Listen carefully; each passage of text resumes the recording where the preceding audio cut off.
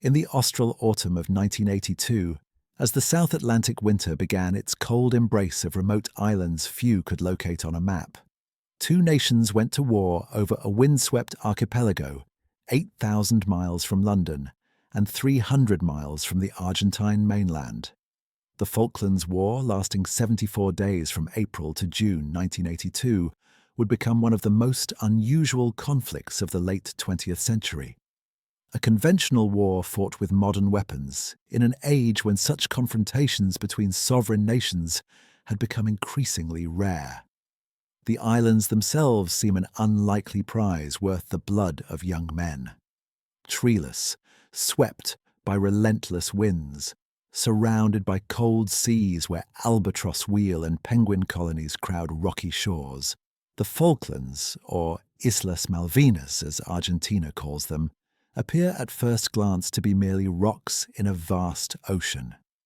Yet these islands would become the stage for a conflict that combined 19th century notions of territorial sovereignty with 20th century military technology, where missiles guided by computers would be launched from ships sailing beneath the same stars that guided earlier generations of mariners. This is a story of political miscalculation and military improvisation, of courage displayed by ordinary men thrust into extraordinary circumstances, of naval battles fought in conditions that tested both ships and sailors, of bitter fighting, for barren hills whose names would be seared into national memories. It is a story of two countries, one a fading imperial power seeking to reassert its relevance, the other, a nation under military dictatorship attempting to unite its people through nationalist fervour, colliding over territory that neither had successfully settled or significantly developed in nearly a century and a half of disputed sovereignty. Tonight, we will trace this conflict from its deep historical roots through the desperate fighting of 1982 to its aftermath, which continues to echo in the politics of both nations. We will walk alongside the soldiers who fought in the island's hills, sail with the sailors who faced modern anti-ship missiles in cold southern seas, and consider the politicians and military leaders whose decisions sent thousands of young men into battle. This is the story of the Falklands War. The islands and their history. To understand why men fought and died for these remote islands, we must first understand what the Falklands are, and the long, complex history of competing claims to sovereignty that preceded the 1982 conflict. The Falkland Islands lie in the South Atlantic Ocean, approximately 300 miles east of the Strait of Magellan at the southern tip of South America. The archipelago consists of two main islands, East Falkland and West Falkland, and 776 smaller islands covering a total area of approximately 4,700 square miles. The landscape is characterized by rolling hills rising to modest heights, extensive peat bogs, rocky coasts, and an almost complete absence of trees.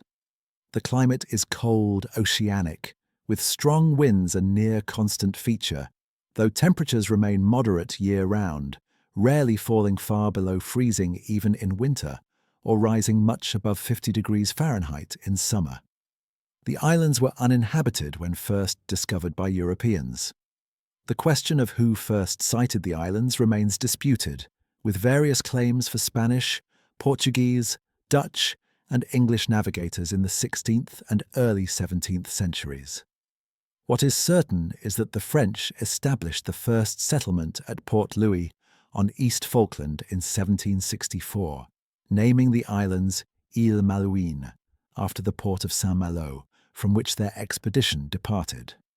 The following year, a British expedition unaware of the French presence established a settlement at Port Egmont on West Falkland.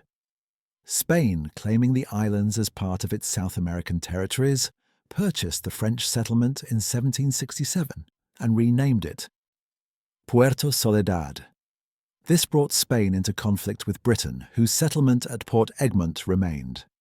A crisis erupted in 1770 when Spanish forces expelled the British garrison. Britain threatened war, and Spain, unsupported by France, backed down. The British returned to Port Egmont in 1771, but economic pressures led them to withdraw their garrison in 1774, leaving a plaque asserting British sovereignty. Spain maintained its settlement at Puerto Soledad until 1811, when it was withdrawn during the Wars of South American Independence. When Argentina achieved independence in 1816, it claimed to have inherited Spanish sovereignty over the islands. In 1820, Argentina sent a ship to take formal possession, and in 1826, Luis Vernet was granted fishing and sealing rights. Vernet established a settlement at Puerto Soledad in 1828 and was appointed governor in 1829. However, his seizure of American sealing vessels led to the USS Lexington destroying his settlement in 1831. In the chaos that followed, mutineers murdered the acting commander, and when Britain learned of these events, it saw an opportunity to reassert its claim. In January 1833, HMS Clio arrived at Port Egmont and raised the British flag, requesting that the small Argentine garrison leave. They departed peacefully, though Argentina immediately protested this action as an illegal seizure of its territory. Britain argued it was merely resuming sovereignty it had never relinquished, pointing to the plaque left at Port Egmont in 1774. Argentina maintained that Britain had abandoned its claim, and that Argentina had rightfully inherited Spanish sovereignty. This fundamental disagreement would persist for 149 years. Under British administration, the islands developed slowly. In 1843, the capital was established at Stanley on East Falkland, named for Lord Stanley, then Secretary of State for War and the Colonies. The economy came to centre on sheep farming, with wool production the main export. British settlers arrived, joined by smaller numbers of Scandinavians, Gibraltarians, and others. The population remained small, never exceeding a few thousand, but the islanders developed a distinct identity as Kelpers. Hardy, self-reliant people adapted to life in a harsh environment far from anywhere. The island's strategic location at the convergence of the Atlantic and Pacific Oceans gave them military significance. In 1914, the Battle of the Falklands saw British naval forces defeat a German squadron, securing the sea lanes around South America. During World War II, the islands again served as a naval base. But as air travel reduced the importance of sea routes around South America, and Britain's global role diminished after the war, the island's strategic value declined. By the 1960s, the Falklands seemed an anachronistic remnant of empire.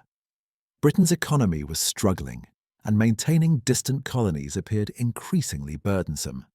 The population remained small, fewer than 2,000 people, and the economy depended heavily on British subsidies.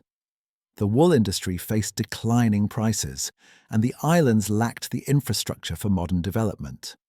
Young people increasingly left for opportunities elsewhere, and the population was aging. Argentina, meanwhile, never ceased pressing its claim. At the United Nations, where decolonization had become a dominant theme, Argentina found support among newly independent nations and the non-aligned movement. In 1960, the UN General Assembly adopted Resolution 1514, calling for the ending of colonialism in all its forms. Argentina argued the Falklands represented exactly such a colonial situation. Britain countered that the principle of self-determination meant the islanders' wishes must be paramount, and they overwhelmingly desired to remain British. Beginning in 1965, Argentina and Britain entered into negotiations over the island's future. These talks, conducted under UN auspices, made little progress. Britain explored various options, including a leaseback arrangement whereby Britain would cede sovereignty to Argentina while the islands remained under British administration. However, the islanders reacted with horror to any suggestion of Argentine sovereignty, and political support in Britain for compromise was limited. To many British politicians, the Falklands problem seemed intractable, too difficult to solve, but too minor to warrant sustained attention. In the late 1970s, as Argentina fell under military rule following the 1976 coup that established the National Reorganization Process junta, the rhetoric over the Malvinas, as Argentina insists on calling the islands, intensified. The military government, facing economic crisis and popular unrest over its brutal repression of political opposition, increasingly viewed the Malvinas as a nationalist cause that could unite the country and legitimize the regime. The islanders, meanwhile, continued their quiet existence, largely unaware of how the diplomatic frustrations and political calculations in distant capitals would soon shatter their isolated world and transform their home into a battlefield. The gathering storm. The Argentina of 1982 was a nation in crisis, ruled by a military junta that had come to power through violence and maintained itself through terror. To understand why Argentina invaded the Falklands, we must understand the desperate situation of the regime that ordered the invasion. In March 1976, the Argentine military overthrew the government of Isabel Perón, launching what they called the Process of National Reorganization, El Proceso. This marked the beginning of what would become known as the Dirty War, during which the military and security forces waged a campaign against suspected leftist guerrillas, political activists, and anyone deemed subversive. The methods were ruthless. Suspected dissidents were kidnapped, disappeared from their homes, streets, and workplaces. They were taken to secret detention centers where many were tortured and eventually killed, their bodies often dumped from aircraft into the Atlantic Ocean or the Rio de la Plata. By 1982, an estimated 10,000 to 30,000 people had been disappeared. The junta justified this repression as necessary to save Argentina from communist terrorism and moral decay. However, by 1981 to 1982, the security situation had stabilized, largely through the elimination of opposition, but Argentina's economic problems had multiplied. Inflation soared, reaching 600% in 1982. Unemployment rose. The foreign debt burden became crushing. The economic policies of Economy Minister José Alfredo Martínez de Hoz had failed to deliver promised prosperity. Strikes and protests, risky under such repressive conditions, began to emerge as desperation overcame fear. The junta itself was divided and unstable. The original three-man junta had been succeeded by new leaders. In December 1981, General Leopoldo Galtieri became president and head of the army, the dominant force in the regime. Galtieri was a figure of considerable ambition and self-regard, known for his heavy drinking and volatile temperament. He cultivated relations with the United States, which during the Cold War had supported anti-communist military regimes in Latin America. Galtieri believed he had developed a personal rapport with senior U.S. officials and that this would protect Argentina from American opposition to its policies. Galtieri's junta partners were Admiral Jorge Anaya, head of the Navy, and Brigadier Basilio Lamidoso of the Air Force. Of these, Anaya was the most fervent advocate for recovering the Malvinas. He had long argued that Argentina must assert its sovereignty over the islands, and he saw in the troubled political and economic situation an opportunity. The Malvinas cause enjoyed overwhelming support among Argentines across the political spectrum. Successfully recovering the islands could unite the nation behind the military government, providing legitimacy that no amount of economic management or political repression could achieve. The British position seemed vulnerable. Britain had been withdrawing from global commitments for decades. The Royal Navy was being reduced, with the aircraft carrier force particularly affected. In 1981, the British government announced that HMS Endurance, the ice patrol vessel that represented Britain's permanent naval presence in the South Atlantic, would be withdrawn as an economy measure. To Argentine observers, this suggested Britain was preparing to abandon the Falklands. Why else would they remove their only military presence in the region? British diplomacy sent mixed signals.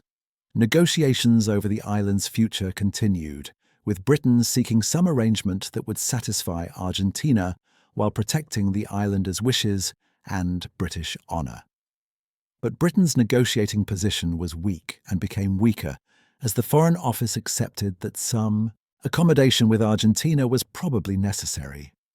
The islanders and their parliamentary supporters resisted any compromise, but they appeared to be fighting a rearguard action against historical inevitability. In early 1982, several factors converged to make invasion seem attractive to the junta. The economic crisis was worsening, with the anniversary of the coup approaching in March when protests were expected. The diplomatic talks had stalled, with Britain showing little willingness to make the concessions Argentina demanded. The British military presence in the region was at its lowest point in generations. And Galtieri believed American support, or at least American acquiescence, was assured. The Argentine military began planning Operation Rosario, the invasion of the Malvinas. The plan called for an amphibious assault to seize the islands quickly, with minimal casualties, particularly avoiding British casualties. The junta calculated that once Argentina controlled the islands, Britain would protest but ultimately negotiate. They believed Britain lacked the military capability to launch an expedition to retake islands 8,000 miles away, and that even if Britain could mount such an operation, it would not choose to do so. Why would Britain spend vast sums and risk lives for islands it had seemed ready to abandon, especially when international opinion would likely side with Argentina's anti-colonial narrative? This calculation represented a catastrophic failure of intelligence and judgment. The junta misread British politics, misunderstood British national psychology, and underestimated British military capability. They assumed that because Britain had been withdrawing from empire for decades, it would not reverse course for the Falklands. They failed to grasp that British politics is unpredictable, that public opinion can shift dramatically when national prestige is challenged, and that Prime Minister Margaret Thatcher was not a leader inclined to accept humiliation passively. The planning proceeded in great secrecy. Only a small circle of senior military officers knew the invasion was coming. Even the timing remained flexible, originally planned for later in the year when the southern winter would provide cover and make British response more difficult. However, events would accelerate the timeline.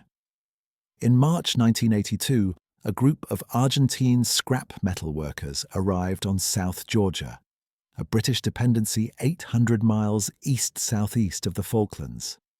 They had a contract to dismantle an old whaling station, but they raised the Argentine flag and refused orders from the British Antarctic Survey Station to remove it.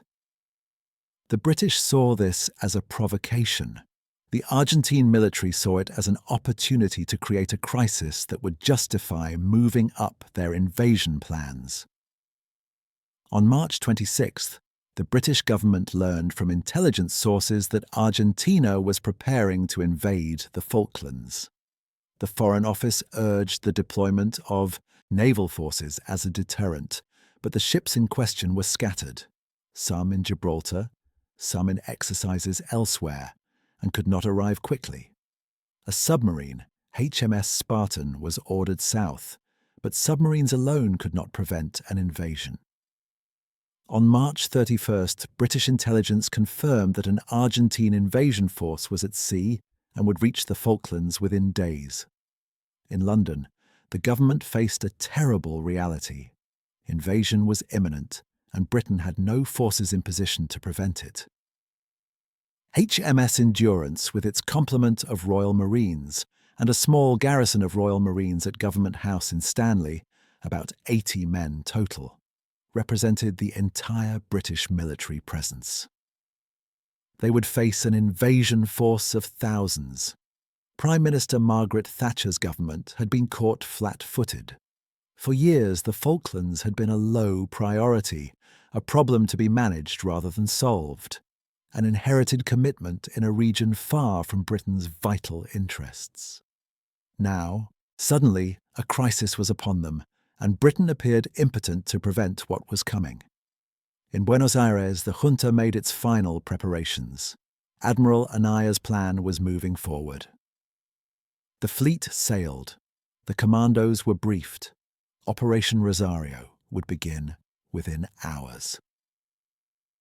The invasion, the night of April 22, 1982, was dark and cold as the Argentine invasion force approached the Falkland Islands. The sea was rough, the wind strong, typical conditions for the South Atlantic autumn. Aboard the landing ships and transports, Argentine Special Forces and Marines made their final preparations, checking weapons and equipment, each man dealing in his own way with the tension of the coming action. At Government House in Stanley, the small garrison of Royal Marines under Major Mike Norman prepared to meet an invasion they knew they could not defeat. They had been reinforced by the detachment from HMS Endurance, bringing their total strength to about 80 men. Against them would come thousands of Argentine troops supported by armoured vehicles and naval gunfire. The Marines' mission was not to win, which was impossible, but to put up credible resistance to show that British territory would not be surrendered without a fight, and to avoid casualties among the islanders caught in the crossfire. The Argentine plan called for simultaneous assaults on key objectives. Navy commandos would seize Moody Brook Barracks, where most of the Royal Marines were thought to be quartered, in a surprise attack intended to overwhelm the defenders before they could organise resistance. Additional forces would assault Government House itself, where Governor Rex Hunt and his staff would be captured. Meanwhile, amphibious armoured vehicles would come ashore at York Bay and advance on Stanley. The operation was intended to be swift and, if possible, bloodless, a coup de main that would present Britain with a fait accompli. The Argentines had one significant problem. The Royal Marines were not where the attackers expected them to be. Anticipating invasion, Major Norman had withdrawn most of his men from Moody Brook and dispersed them in defensive positions around Stanley. When the Argentine Special Forces burst into Moody Brook shortly after midnight on April 2nd, they found only empty buildings. The element of surprise was lost. The battle for Stanley began in the pre-dawn darkness. Royal Marines at Government House opened fire on Argentine troops approaching through the town. Despite being vastly outnumbered, the Marines used their training and knowledge of the terrain to mount an effective defence. They held off repeated assaults, inflicting casualties on the attackers.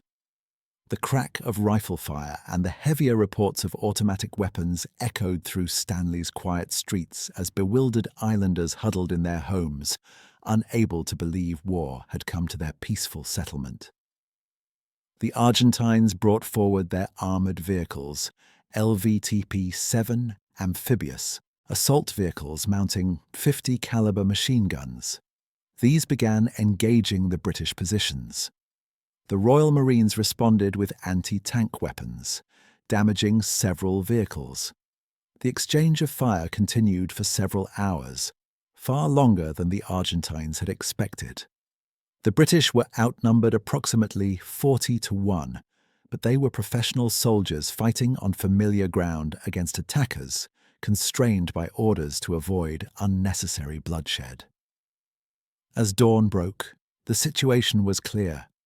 The Argentines controlled Stanley and had landed thousands of troops. More were arriving continuously.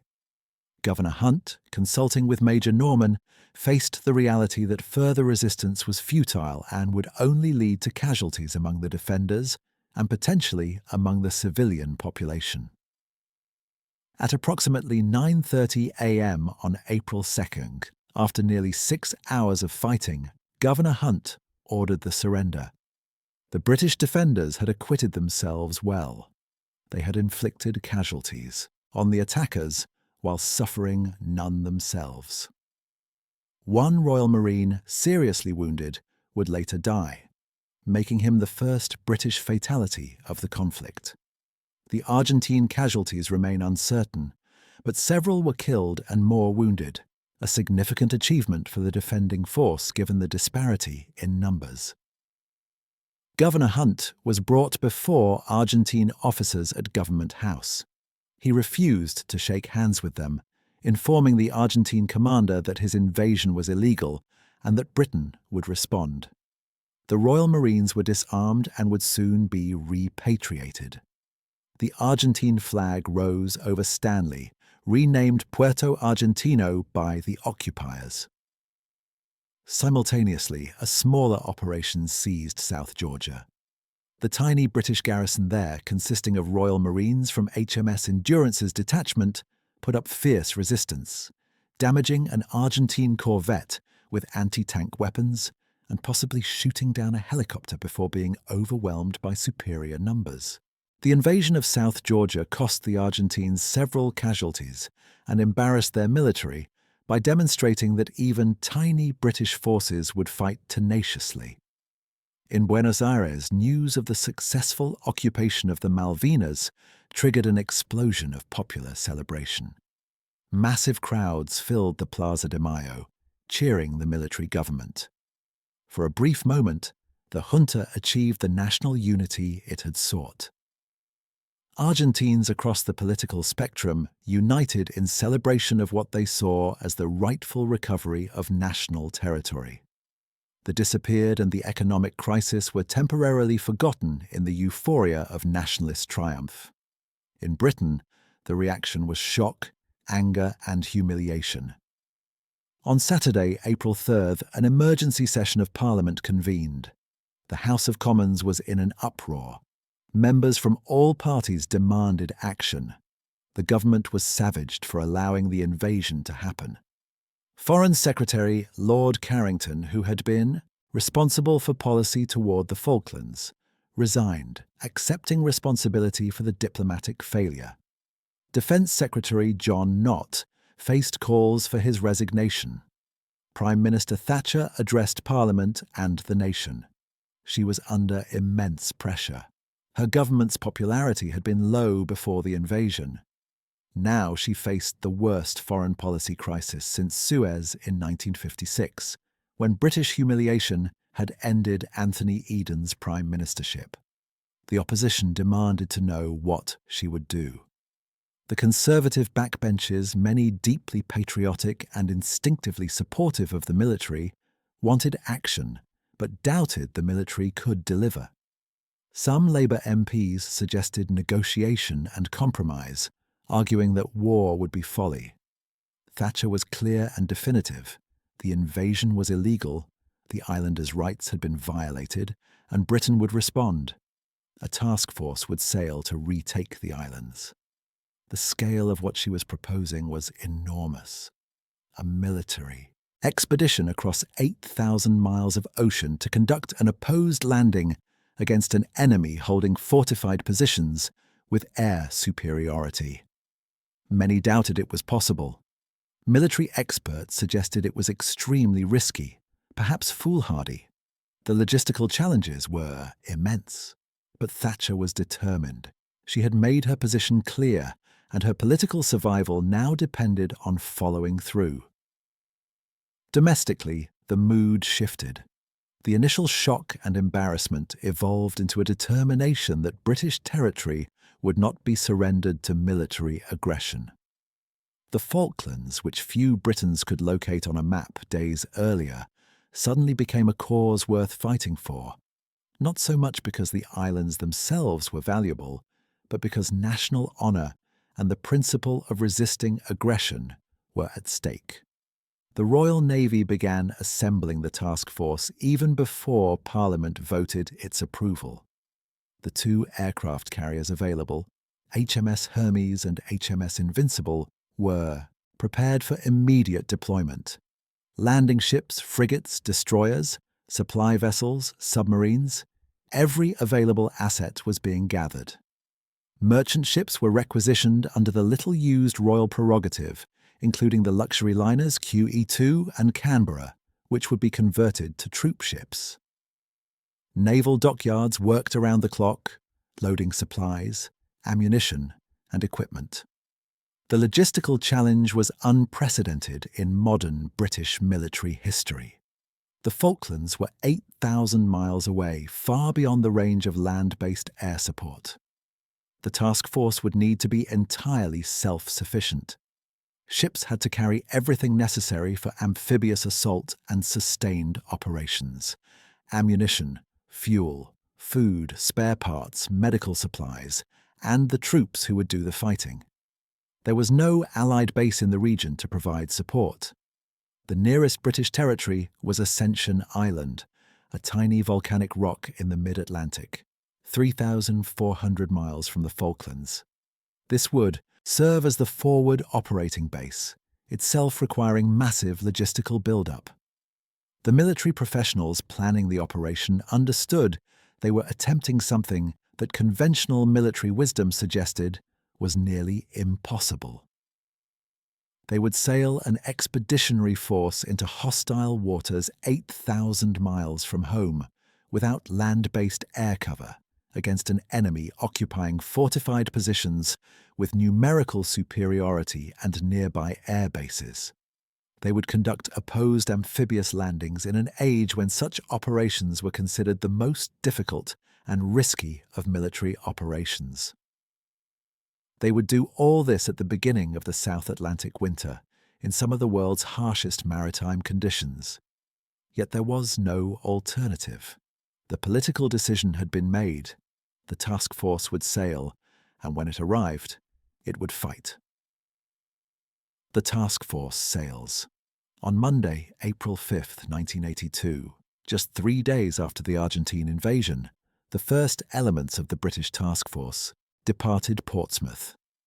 HMS Hermes and HMS Invincible, the carriers that would provide the essential air cover, sailed to emotional farewells from crowds of well-wishers lining the harbour.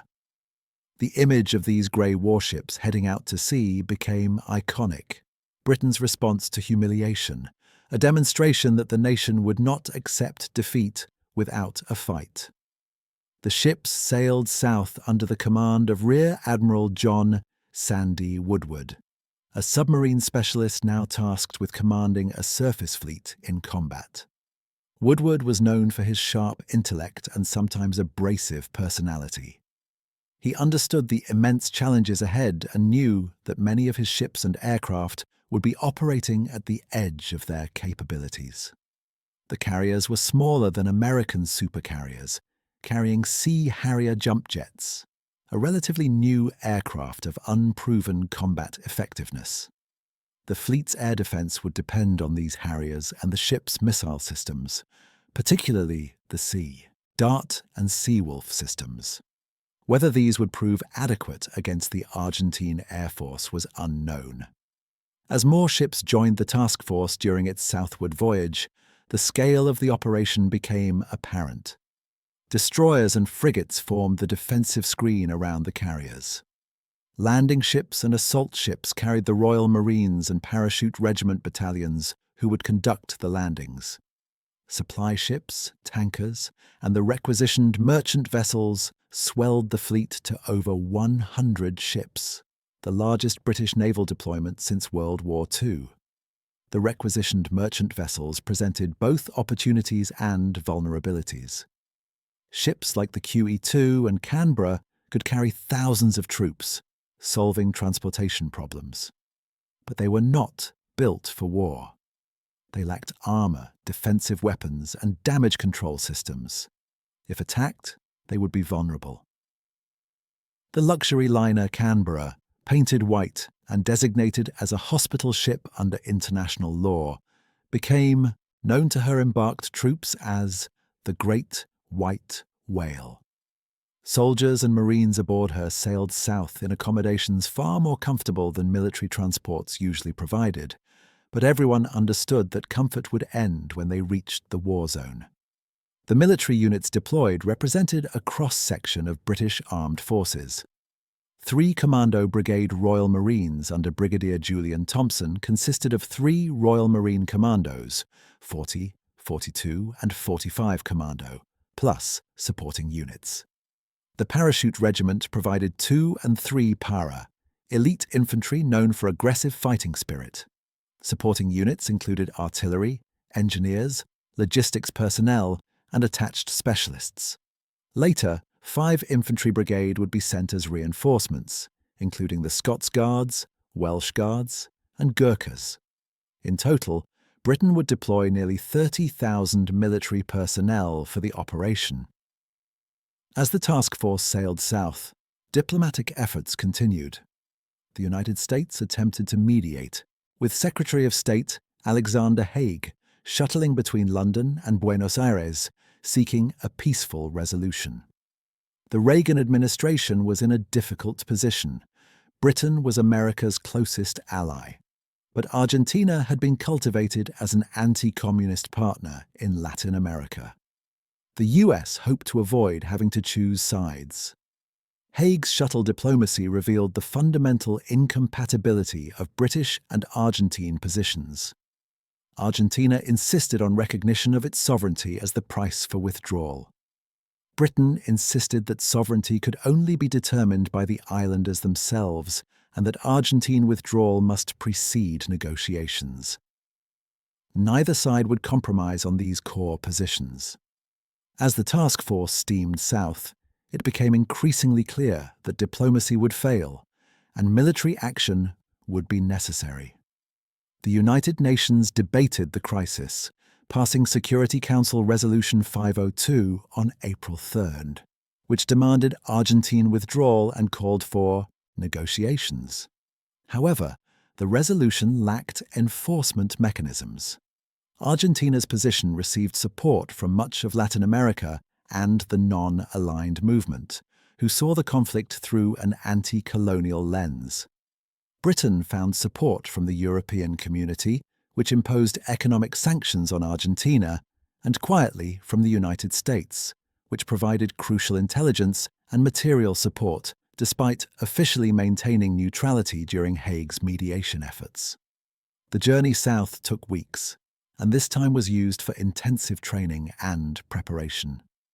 Troops who would conduct amphibious assaults practiced embarking and disembarking from landing craft. Helicopter crews rehearsed ship-to-shore operations. Naval gunfire support procedures were reviewed. Medical facilities were established and rehearsed for mass casualties.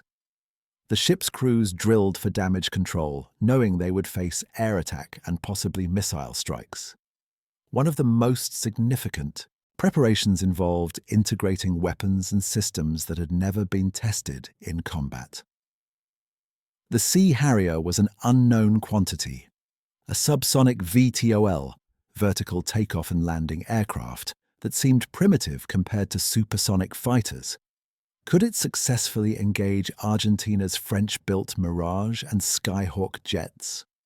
The pilots would have to find out in combat. Similarly, the Sea Dart and Sea Wolf missile systems had never faced determined air attack by modern aircraft.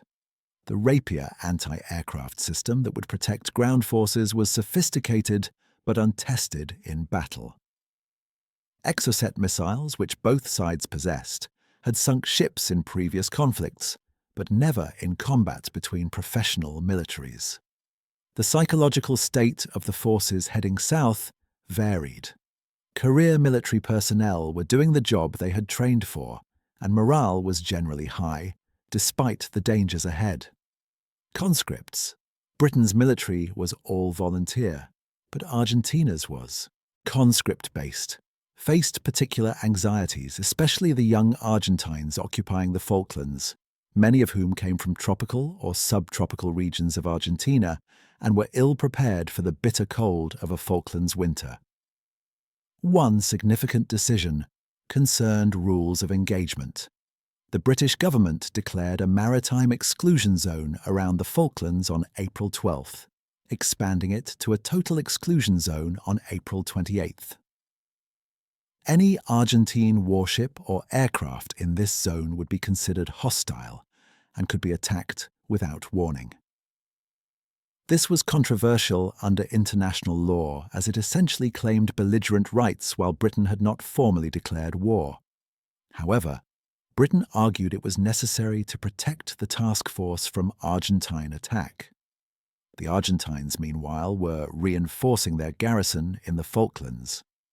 By mid-April, they had approximately 12,000 troops in the islands, significantly outnumbering the force Britain would eventually land.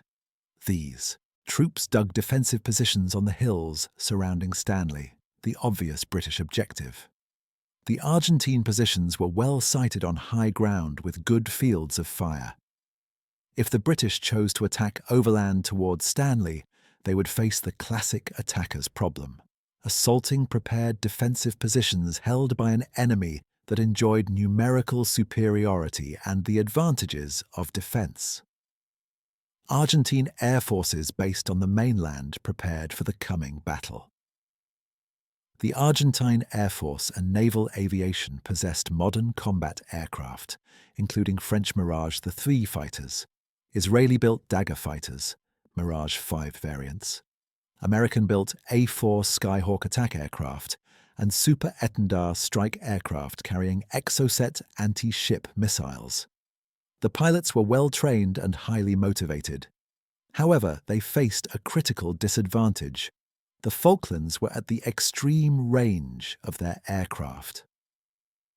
Operating from mainland bases 400 miles away, Argentine aircraft would have minimal time over the target area, limiting their effectiveness and forcing them to choose between carrying maximum fuel, limiting weapons load, or maximum weapons, limiting time in the combat zone. As April progressed, small-scale operations began. Special forces from both sides conducted reconnaissance and raids. On April 25th, British forces recaptured South Georgia in Operation Parakeet, a complex operation that nearly ended in disaster when helicopters were lost in atrocious weather, but ultimately succeeded in overwhelming the small Argentine garrison. The recapture of South Georgia was announced to Parliament by Prime Minister Thatcher, who famously told reporters to rejoice at the news.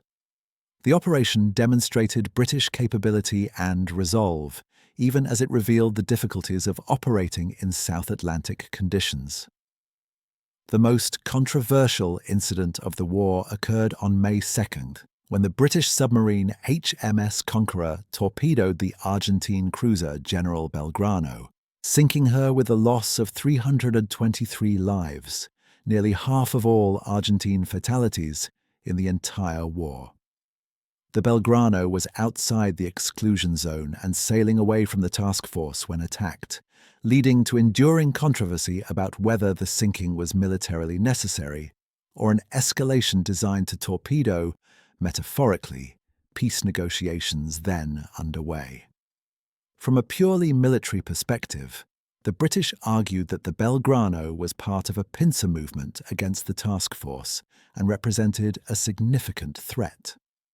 Argentine naval vessels had been declared legitimate targets inside or outside the exclusion zone. The sinking was legal under the rules of warfare, and the threat was real. The Belgrano carried Exocet missiles that could devastate the British carriers if the cruiser got within range. From a diplomatic perspective, the sinking marked the end of negotiations. President Galtieri faced domestic pressure to respond, and the Argentine military sought revenge. The war would now be fought to a finish.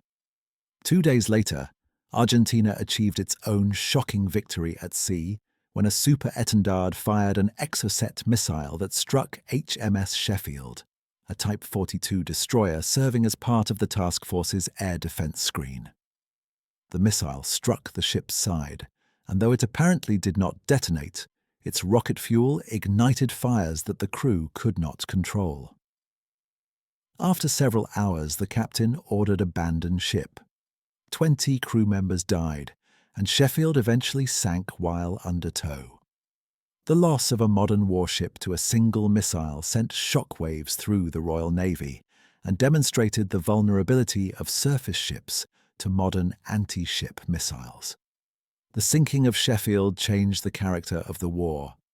Britain now had casualties to avenge, Argentina had demonstrated its capability to strike back, and both sides understood that neither could back down. The conflict would be decided by fighting, not negotiation.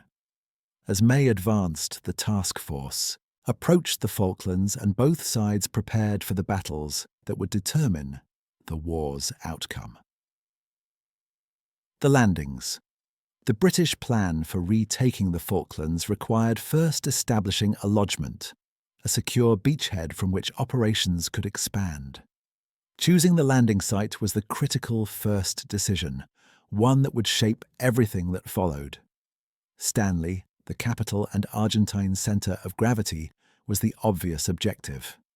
However, a direct assault on Stanley was rejected as too risky. The Argentine garrison was strongest there, defensive positions were well prepared, and Argentine air bases on the mainland were positioned to provide maximum support.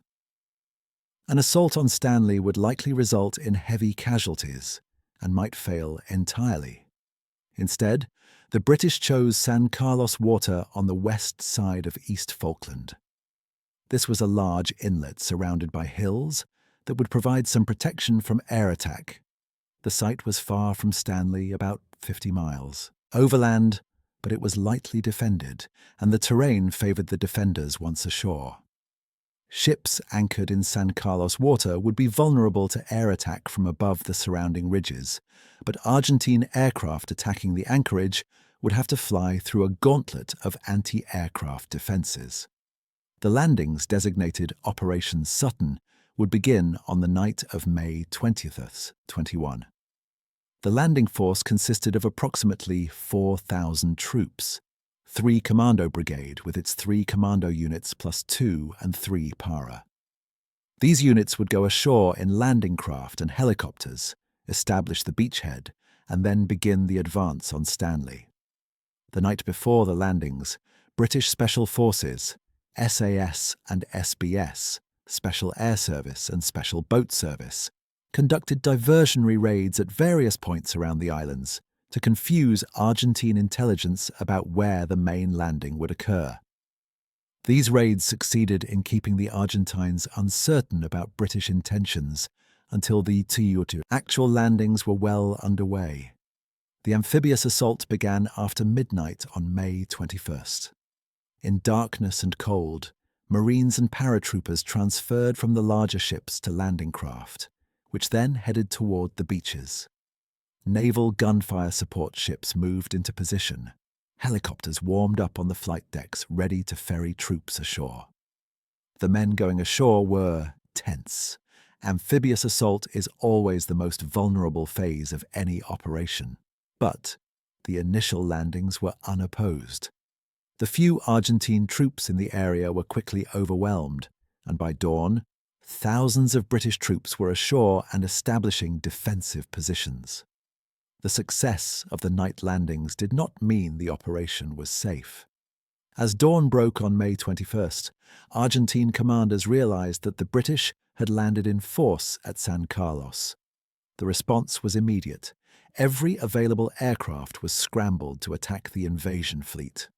What followed was 2 days of intense air-sea battle.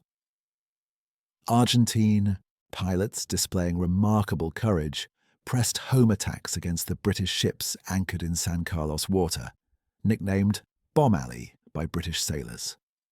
Flying their aircraft at extremely low altitude to avoid radar detection and missile lock, the Argentine pilots would appear suddenly over the ridgelines surrounding the bay, diving toward their targets with only seconds to identify, aim, and release weapons before pulling up to escape. The British responded with everything they had. Sea Harriers maintained combat air patrols, attempting to intercept incoming raids. Ships launched missiles and filled the air with automatic cannon fire. Rapier missile batteries ashore added their firepower. The sky above San Carlos became a maelstrom of missiles, tracers, and explosions. The Argentine pilots showed extraordinary bravery, pressing attacks despite horrific losses. British anti-aircraft fire shot down numerous aircraft, but the attacks kept coming. Several British ships were hit, including HMS Ardent and HMS Antelope, both of which were sunk. HMS Argonaut was badly damaged. The frigate HMS Broadsword narrowly avoided destruction when an Argentine bomb passed through her without exploding, a problem that would plague Argentine attacks throughout the war, as their bombs were often released from such low altitude that the fuses did not have time to arm before impact. The 2 days of May 21st, 22 became some of the most intense aerial combat of the entire war. Argentine pilots flew multiple missions per day, returning to mainland bases to refuel and rearm before immediately flying back into battle. Fatigue and losses mounted, but the attacks continued. The British, meanwhile, discovered that while they could defend against the attacks, they could not stop them entirely. The confined waters of San Carlos meant ships could not maneuver freely, making them easier targets.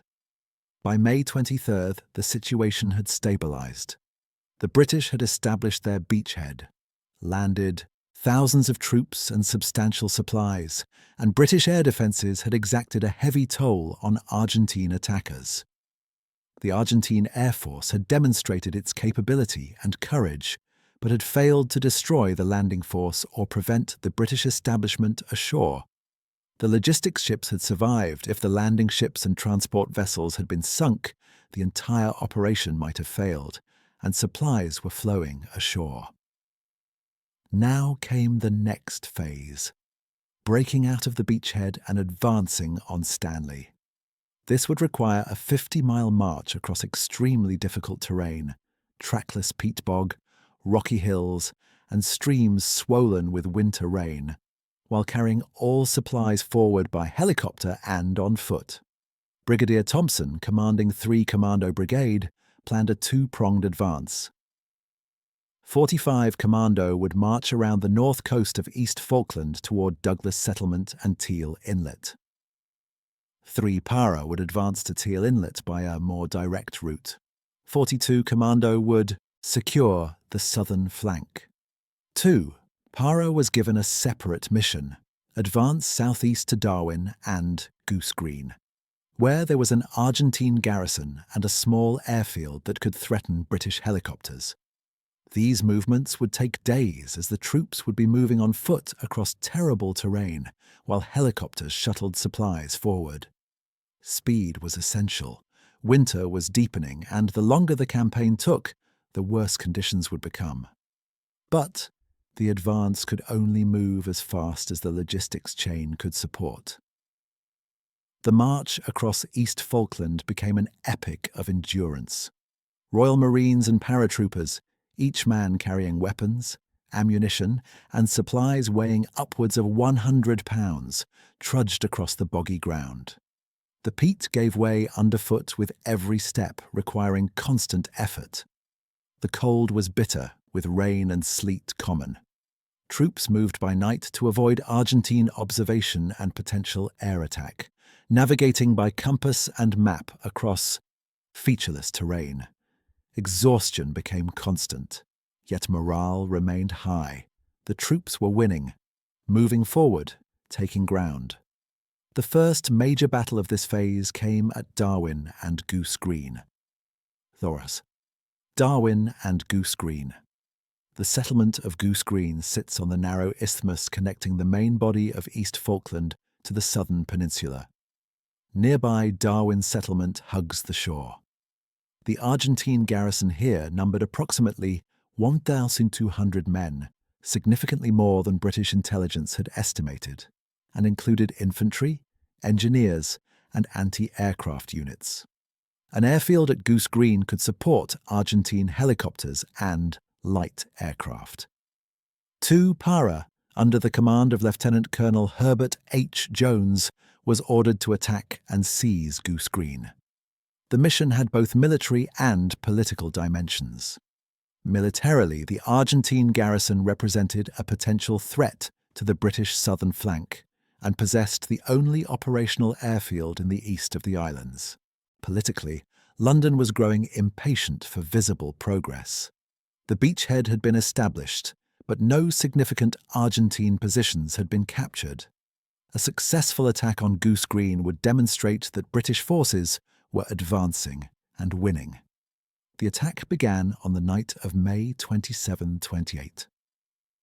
Sood Para, with about 600 men, advanced from the north down the narrow isthmus toward Goose Green. The paratroopers had artillery support from 105mm guns at San Carlos and naval gunfire from HMS Arrow, but they lacked the usual advantages of surprise or overwhelming force.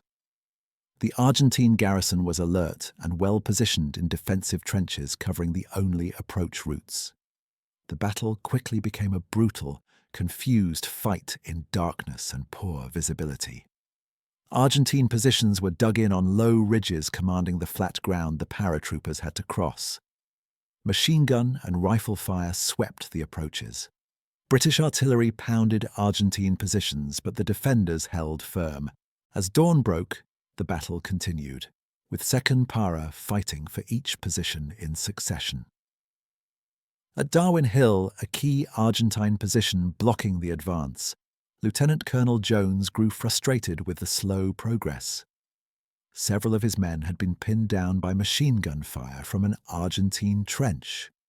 In an act of personal courage but questionable tactical judgment, Jones personally led a charge against the position. Emerging over a rise directly in front of an Argentine trench, he was immediately hit and killed.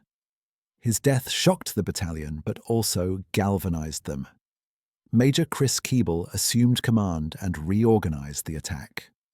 The battle continued throughout the day of May 28th. British artillery, including naval gunfire, systematically reduced Argentine positions. Air support from Harriers struck Argentine positions with cluster bombs. Slowly, methodically, 2 Para advanced. Argentine resistance remained fierce, but British firepower and determination gradually overwhelmed the defenders. By late afternoon, the situation had changed. 2 Para had reached the edge of Goose Green settlement, and Argentine resistance was collapsing. More importantly, Argentine commanders realized they were isolated and facing an enemy who held the initiative. That evening, negotiations for surrender began. On May 29th, the Argentine garrison at Goose Green surrendered. The haul of prisoners was unexpected. 961 Argentine prisoners, far more than the attackers themselves. The British had suffered 17 killed, including Colonel Jones, and 35 wounded. Argentine casualties were heavier, 47 killed, 120 wounded. Lieutenant Colonel Jones was posthumously awarded the Victoria Cross, Britain's highest military decoration, for his actions at Darwin Hill. The Battle of Goose Green had several important consequences. Militarily, it eliminated an Argentine garrison and secured the southern flank. Psychologically, it boosted British morale and demonstrated that Argentine troops, when pressed by determined attack, would surrender. Politically, it satisfied the demand for visible progress and silenced critics who suggested the campaign was stalled. However, Goose Green also revealed problems. 2. Para had attacked a numerically superior force in prepared positions, exactly the sort of battle that military doctrine suggests should be avoided. That it succeeded owed much to British advantages in training, artillery support, and morale. But the battle had been costly and could have gone badly wrong. The heavy load of prisoners also created logistical problems, as 2 Para now had to guard and care for nearly 1,000 POWs. The battle also showed the limits of Argentine defences. The conscript troops at Goose Green had fought reasonably well initially, but had surrendered once the position became untenable. This suggested that while Argentine forces would resist, They would not fight to the last man if given an honourable way to surrender. As 2nd Para reorganised at Goose Green, the II rest of 3 Commando Brigade continued its advance across East Falkland towards Stanley. The distances involved were considerable and the terrain remained brutally difficult. Troops marched through bogs and crossed streams in full gear. Helicopters shuttled supplies forward, ammunition, food, medical supplies. But helicopter lifts were limited and much had to be carried on men's backs. On May 25th, during this phase, Argentina achieved another significant success when Super Étendard aircraft fired Exocet missiles at the British fleet. One missile struck the container ship Atlantic Conveyor, which was carrying vital helicopters, including the heavy-lift Chinooks that were essential for moving supplies and equipment. The loss of these helicopters forced British troops to march even further, as the helicopter lift capacity had been drastically reduced. Atlantic Conveyor's loss killed 12 crew members and would significantly complicate British logistics for the remainder of the campaign. By early June, British forces had advanced to positions within striking distance of Stanley. 45 Commando reached Teal Inlet and then advanced to positions overlooking Stanley. 3 Para moved to Mount Longdon, north of Stanley. 42 Commando moved into position near Mount Kent. These hills formed a defensive ring around Stanley that the Argentines had fortified. To capture Stanley, the British would have to assault these positions in a series of night attacks. Meanwhile, 5 Infantry Brigade had arrived as reinforcements. This brigade included the Scots Guards, Welsh Guards, and 1-7 Gurkha Rifles. These units were moving forward to join the battles ahead, though logistical difficulties slowed their deployment. One tragedy marred this phase. On June 8th, Argentine aircraft attacked landing ships at Fitzroy and Bluff Cove, where elements of 5 Infantry Brigade were disembarking. The landing ship Sir Galahad was hit and caught fire with Welsh Guardsmen still aboard.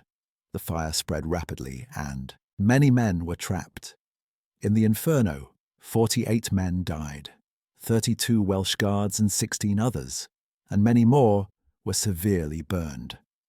The attack on Sir Galahad was one of the most costly single incidents of the war, and came just as the final battles for Stanley were about to begin.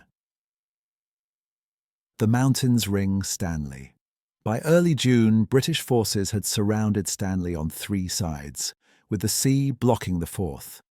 Between them and the capital lay a ring of hills: Mount Longdon, 2 Sisters, Mount Harriet, Tumbledown, Wireless Ridge, and Mount William. Argentine troops occupied these heights in battalion-strength defensive positions. Trenches, bunkers, minefields, and wire protected each position. Artillery was pre-registered on likely approach routes. The defenders numbered approximately 8,000 men, well supplied and determined to hold. The British plan called for a series of night attacks to seize these positions.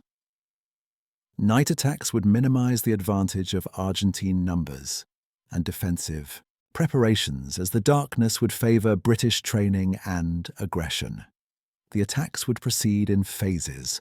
First, the Western Mountains, Longdon, 2 Sisters, Harriet, then the Eastern Mountains, Tumbledown, Wireless Ridge, and finally, Mount William, if necessary. The terrain favored the defenders. The mountains, though not high by absolute standards, rising a few hundred feet above the surrounding land, commanded excellent fields of fire. Rocky ground made digging in difficult, but provided natural cover. Approaches were rocky, exposed, and in many places seeded with mines. The first phase of attacks began on the night of June 11th, 12. 3 British battalions would attack simultaneously. 3 Para would assault Mount Longdon, 45 Commando would take 2 Sisters, and 42 Commando would seize Mount Harriet.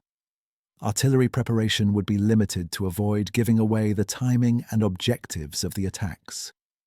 Surprise and darkness would be the attackers' primary advantages. Mount Longdon 3. Para's attack on Mount Longdon began shortly before midnight on June 11th. The paratroopers advanced through minefields and over rocky ground toward the summit. Initially, they achieved surprise, but when the lead elements encountered an Argentine position, a massive firefight erupted. What followed was one of the fiercest battles of the war. Argentine defenders, many of them Marines and infantry from more elite units than those encountered at Goose Green, fought tenaciously. Machine guns swept the approaches. Mortars dropped rounds on British positions. Snipers picked off silhouettes against the night sky. 3 Para fought forward yard by yard, boulder by boulder. The darkness was broken by tracer fire, explosions and flares. Small groups of paratroopers would assault a position with grenades and small arms, clear it, then move to the next. Argentine troops counterattacked to retake lost positions. The battle raged for hours across the rocky summit, a chaotic melee of close-range firefights. Sergeant Ian Mackay, leading an assault on a machine gun position that was holding up his platoon, charged the position with grenades, killing the crew but being killed himself in the process. He was posthumously awarded the Victoria Cross. Throughout the night, other acts of courage occurred as men drove themselves forward despite exhaustion, fear, and casualties. By dawn, 3 Para held Mount Longdon, but the cost had been severe. 23 killed and 47 wounded, the highest British casualties in any single battle of the war. Argentine casualties were also heavy, with at least 31 confirmed dead and many wounded. 2 Sisters and Mount Harriet, the attacks by 45 Commando on 2 Sisters and 42 Commando on Mount Harriet proceeded more smoothly, though both involved bitter fighting. The Royal Marines used their training and discipline to methodically clear Argentine positions. On 2 Sisters, 45 Commando achieved surprise and overran positions before the defenders could mount coordinated resistance. On Mount Harriet, 42 Commando executed a complex flanking approach that caught the Argentines off guard. Both objectives were secured by dawn with fewer casualties than at Mount Longdon, though the fighting was intense and the Marines showed the same determination and courage as their paratrooper comrades. Argentine defenders fought hard but, when positions became untenable, generally surrendered rather than fighting to annihilation. The success of the first night's attacks put British forces on the ridges overlooking Stanley. Argentine artillery responded with harassing fire throughout the following day, but the British had achieved their objectives. The next phase of attacks could now proceed. On the night of June 13-14, the second phase began. The Scots Guards would assault Mount Tumbledown. 2 Para, having marched from Goose Green, would take Wireless Ridge, and the Gurkhas would be ready to seize Mount William if necessary. Tumbledown. The Scots Guards' attack on Mount Tumbledown encountered the strongest Argentine resistance of any battle in the campaign. The defenders included Argentine Marines, considered among the best troops Argentina deployed to the islands. The positions were well prepared, the defenders determined, and the terrain favoured defence. The Guards advanced in darkness, and once again initial surprise was quickly lost as firefights erupted. The battle for Tumbledown lasted through the night and into the following day. Guardsmen fought from boulder to boulder in close-quarters combat. Argentine defenders mounted counterattacks and refused to yield ground easily. The Scots Guards faced heavy casualties, 9 killed and 43 wounded, but maintained their attack. By dawn, after hours of brutal fighting, they had seized most of Tumbledown, though scattered Argentine positions held out until midday. The courage displayed by both sides at Tumbledown was exceptional, and the battle demonstrated that Argentine Marines were formidable opponents when fighting in prepared positions. Wireless Ridge. Simultaneously, two Para attacked Wireless Ridge north of Stanley. Having learned from the costly fight at Goose Green, Sekudupara employed extensive artillery and naval gunfire support, plus light tank support from the Blues and Royals Scimitar and Scorpion vehicles. The concentrated firepower suppressed Argentine resistance, and two Para overran the position with relatively light casualties, 3 killed and 11 wounded. By the morning of June 14th, British forces held the ring of mountains surrounding Stanley. Argentine forces were compressed into the town itself, with no defensible positions remaining. Argentine artillery continued firing, but the outcome was no longer in doubt. The end. On the morning of June 14, 1982, British forces overlooked Stanley from the captured mountains. Argentine troops, exhausted, demoralized, and increasingly aware that further resistance was futile, crowded into the town. The Argentine command structure was fragmenting as generals in Buenos Aires gave contradictory orders, while commanders in the field faced reality. They were surrounded, outfought, and defeated. British artillery was now within range of Stanley itself. The British government authorized the shelling of Argentine positions in the town if necessary, though they hoped to avoid civilian casualties. Royal artillery guns fired on the racecourse where Argentine helicopters were concentrated, destroying several. The implication was clear. If Argentina did not surrender, Stanley itself would become a battlefield. Major General Jeremy Moore, commanding British land forces, sent a message to General Mario Menendez, the Argentine commander in Stanley, calling for surrender. Initially, Menendez resisted, seeking terms that would preserve Argentine honor.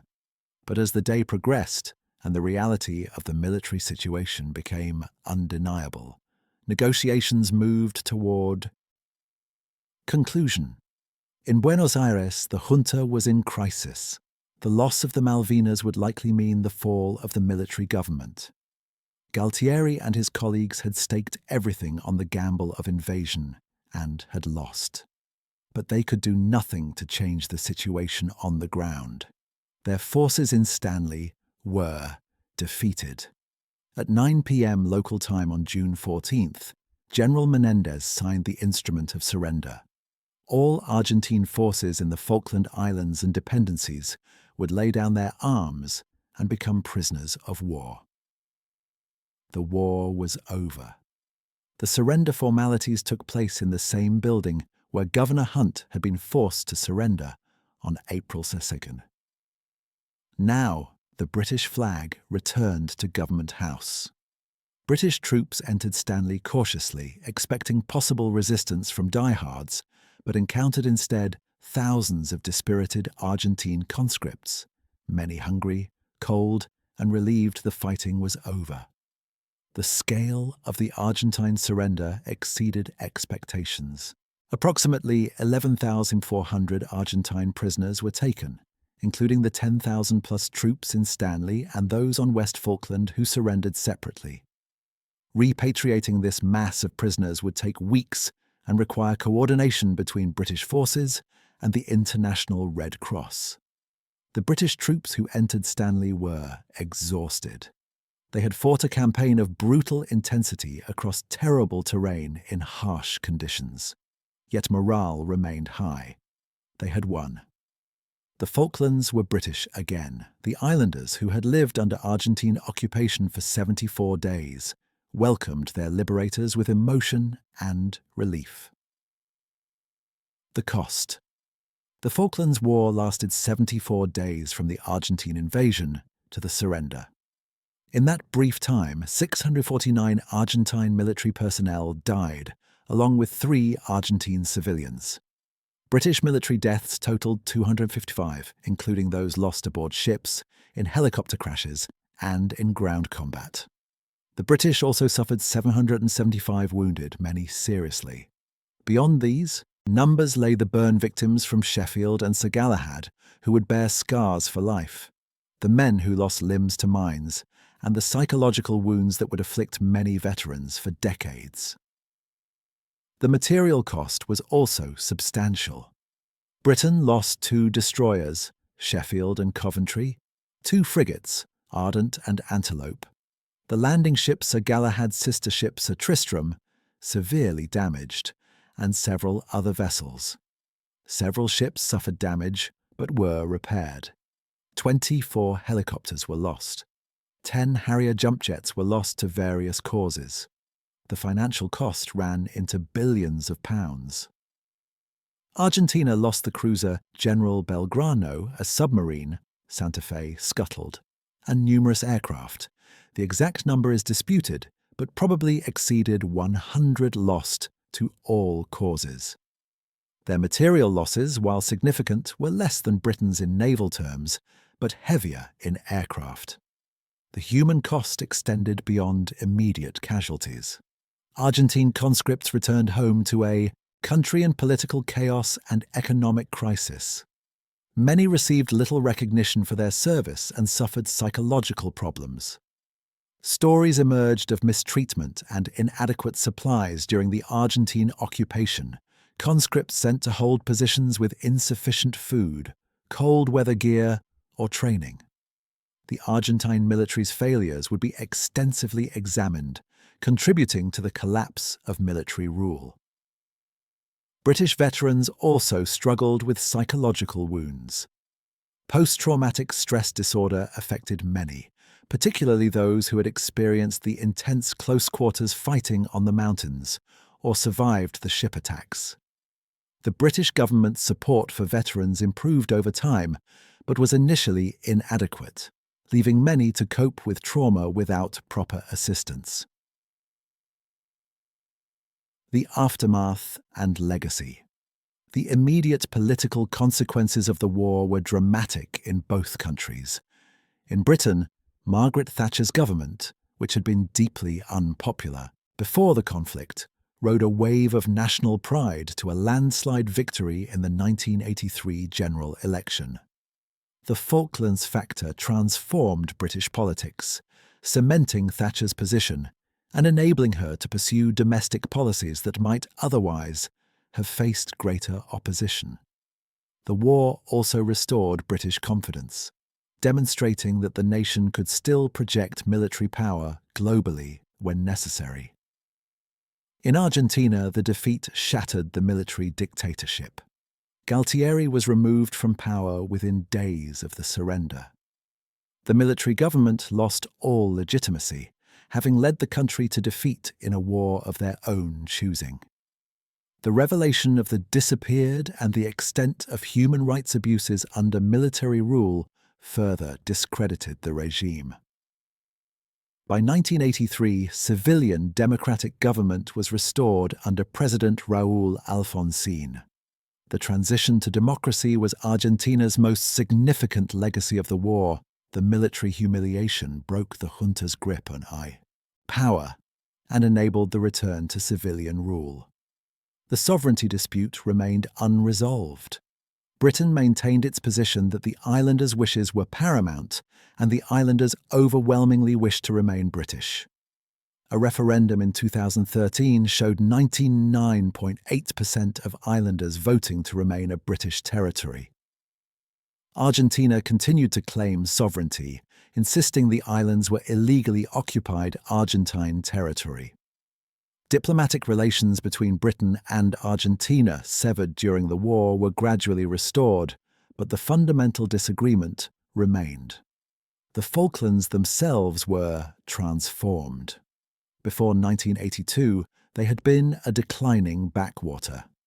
The war brought massive investment in infrastructure, including a new airport, improved port facilities, and expanded military installations.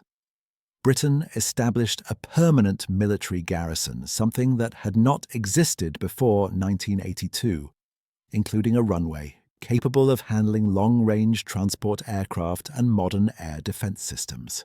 The discovery of oil in waters around the islands potentially changed the economic equation, though exploitation faced technical and political challenges. The military lessons of the Falklands War were studied intensely by armed forces worldwide. The vulnerability of surface ships to missiles was reinforced. The Exocet became infamous as a ship killer. The importance of air superiority was reaffirmed. The value of well-trained professional forces over larger conscript armies was demonstrated. The logistical challenges of expeditionary warfare were highlighted. Each nation drew its own lessons, but all recognized that modern warfare remained intensely lethal and that political objectives must be worth the inevitable cost in lives and treasure. For the British military, the war provided validation of professionalism and adaptability. The Royal Navy, Royal Marines, Parachute Regiment, and supporting units had conducted an extraordinarily difficult operation under challenging conditions and succeeded. Equipment performed well overall, though deficiencies were identified and corrected. The Harrier proved itself as a combat aircraft, despite initial skepticism. The willingness of British forces to close with and destroy the enemy in night attacks was particularly noted. For the Argentine military, the war revealed serious deficiencies. Political leadership was incompetent, having launched a war based on wishful thinking rather than realistic assessment. Logistics were inadequate. Conscripts sent to fight in sub-Antarctic conditions with tropical uniforms, insufficient food, and poor shelters. Leadership at unit level was often weak. Equipment maintenance was poor. Yet individual courage was often high, particularly among Argentine pilots who repeatedly pressed attacks despite terrible losses, and the marine defenders of Mount Tumbledown who fought with determination and skill. The geopolitical context was also significant. The war occurred during the Cold War, and both superpowers watched carefully. The Soviet Union, allied with Argentina through arms sales, observed British military performance. The United States, despite its difficult position, ultimately supported Britain with intelligence, equipment, and diplomatic backing support that proved crucial to British success. The war demonstrated that regional conflicts could erupt even in an age dominated by superpower rivalry, and that conventional warfare remained possible despite the nuclear shadow. In human terms, the war left scars that persist. Veterans on both sides grapple with memories of combat. Families mourn those who never returned. The physical terrain of the battles remains largely unchanged. Trenches, bunkers, and defensive positions weathering slowly in the harsh climate. Minefields laid in 1982 remain a hazard decades later, though demoning efforts have reduced the danger. The cemeteries at San Carlos and elsewhere hold the remains of young men who died far from home. The war also entered popular culture and memory in both nations. In Britain, it became a defining moment of national history, proof that British resolve remained firm. Films, books, and documentaries told the story repeatedly. Veterans became respected figures, their service honoured. The War Memorial in London lists the names of the fallen, and anniversaries are marked with ceremonies. In Argentina, the memory is more complex. The war is remembered as a national trauma, a defeat caused by military incompetence and political cynicism, yet also a source of continuing grievance over what Argentina sees as colonial injustice. The soldiers who fought are honoured, but the generals who sent them are reviled. The Malvinas remain a powerful symbol in Argentine politics, a unifying nationalist cause even as pragmatic relations with Britain improve. Reflections. As we conclude this long meditation on the Falklands War, certain themes emerge from the narrative of those 74 days in 1982. The first is the power of miscalculation. The Argentine junta miscalculated British resolve, British capability, and British political will. They assumed that because Britain had been divesting itself of colonies and reducing military spending, it would not fight for the Falklands. They were catastrophically wrong. Britain, or at least Margaret Thatcher's government, proved willing to risk much to uphold principle and national honour. The junta also miscalculated American support, believing Reagan's anti-communist policies meant the US would not oppose Argentine aggression.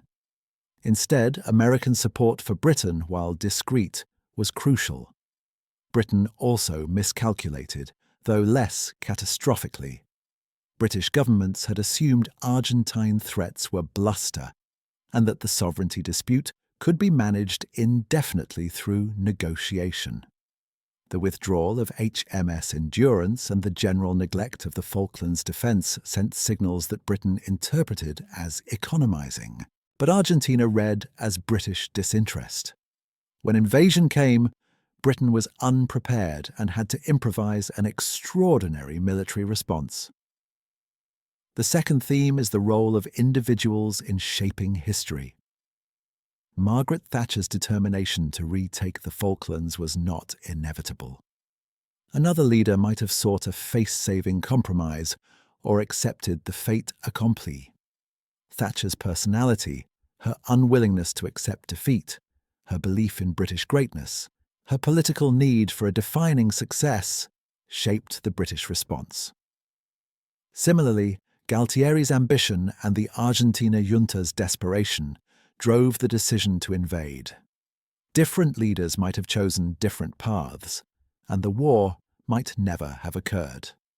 The third theme is the enduring reality of courage and sacrifice in war. Whatever one thinks of the political decisions that led to the Falklands War, the courage displayed by individuals on both sides commands respect. British soldiers and Marines marching across, freezing bogs while carrying impossible loads, assaulting fortified positions in darkness, showed extraordinary physical and moral courage. Argentine pilots pressing home attacks against overwhelming defensive fire, flying obsolescent aircraft at the limit of their range, displayed equal courage. Sailors on both sides served aboard ships vulnerable to modern weapons, knowing that a single missile could turn their vessel into an inferno. The young men who fought and died did so, not from bloodlust or hatred, but from duty, patriotism, and loyalty to their comrades. The fourth theme is the contingent nature of military success. Britain won the Falklands War, but the outcome was not foreordained. If Argentine bombs had functioned properly, more British ships would have been sunk, possibly including a carrier, and the campaign might have failed. If Atlantic Conveyor had not been hit, British logistics would have been easier and casualties possibly lighter. If weather had been worse at crucial moments, helicopter operations might have been impossible and the campaign stalled. If the Sea Harrier had proven ineffective against Argentine jets, the task force might have been overwhelmed from the air. War is determined partly by planning, partly by courage and skill, and partly by luck and circumstance. The fifth theme is the lasting cost of war. 649 Argentine and 255 British young men died in 1982, their lives cut short for objectives that, in retrospect, seemed difficult to justify fully. The islands they fought for remained sparsely populated, economically marginal, oil discoveries notwithstanding, and strategically peripheral. The political benefits of the war, the fall of Argentine military dictatorship, and the restoration of democracy might have occurred anyway, as the regime's economic failures and human rights abuses became unsustainable. The British political benefits were entirely domestic and temporary. Was the price worth paying? That question haunts any honest examination of the conflict. Yet we must also acknowledge that once the invasion occurred, both governments faced choices with no good options. Britain could not accept armed aggression against its territory without response, not without signalling to every other potential aggressor that British possessions could be seized with impunity. Argentina, having invaded, could not simply withdraw without something to show for the adventure. not without fatally undermining the junta's already tenuous legitimacy. The logic of the situation, once set in motion, made war nearly inevitable. 3. Conclusion.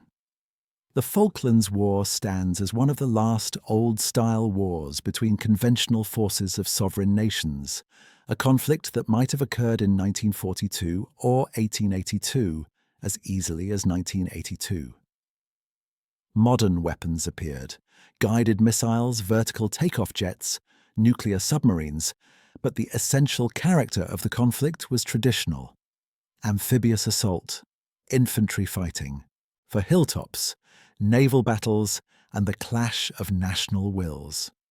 The war demonstrated that political leaders still make miscalculations, that national pride still matters, that military force remains an instrument of policy, and that young men will still fight and die for causes determined by their leaders. It showed that modern militaries could rapidly adapt to unexpected challenges, that logistics remain fundamental to military success, and that courage and leadership matter as much in modern warfare as in any previous age. For the Falkland Islanders, the war confirmed their British identity and secured their future as a British territory, at least for as long as they choose that status. For Argentina, the war discredited military rule and enabled the restoration of democracy, a silver lining to the humiliation of defeat. For Britain, the war provided a brief moment of national unity and pride, though the deeper questions about Britain's role in the world and the cost of maintaining distant territories remained unresolved. The islands themselves, windswept and remote, continue much as before, their population augmented by a military garrison, their economy slowly developing, their future still tied to the unresolved sovereignty dispute. The battlefields remain largely as they were in June 1982. Rocky hillsides, scattered debris, silent trenches, all weathering under the relentless South Atlantic wind. Tonight, we have traced the story of the Falklands War from its deep historical roots through the desperate fighting of 1982 to its aftermath, which continues to shape the politics of two nations. We have seen how political miscalculation led to war, how professional militaries fought that war with courage and determination, and how the war's outcome, Britain's military victory and Argentina's defeat, carried consequences far beyond the fate of remote islands. The men who fought in the Falklands, whether they came from rainy British cities or sunny Argentine provinces, whether they sailed 8,000 miles or flew from the nearest air bases, showed the same human qualities of courage, fear, determination, and resilience that soldiers have always shown.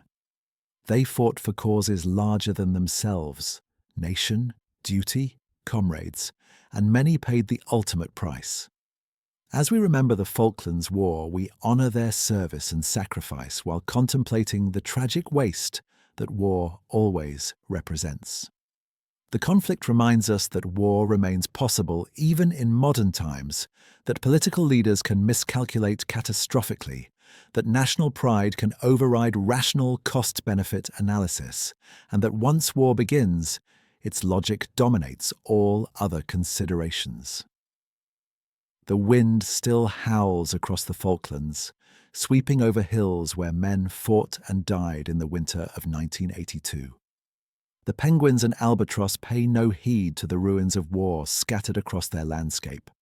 The cold seas roll on, indifferent to the ships that lie beneath them. The islands endure, as they have for millennia, remote and beautiful in their harsh way, home to a few thousand people whose ancestors chose this isolated life, and whose descendants choose it still. This is the story of the Falklands War, a conflict at the end of the world, fought for barren rocks that became, for a few brief months, the focus of international attention, and the battlefield where men of two nations demonstrated both the noble and tragic aspects of human nature. We remember them tonight, across the years, across the miles, with respect for their courage and sorrow for their sacrifice. The night grows late, and our story is complete.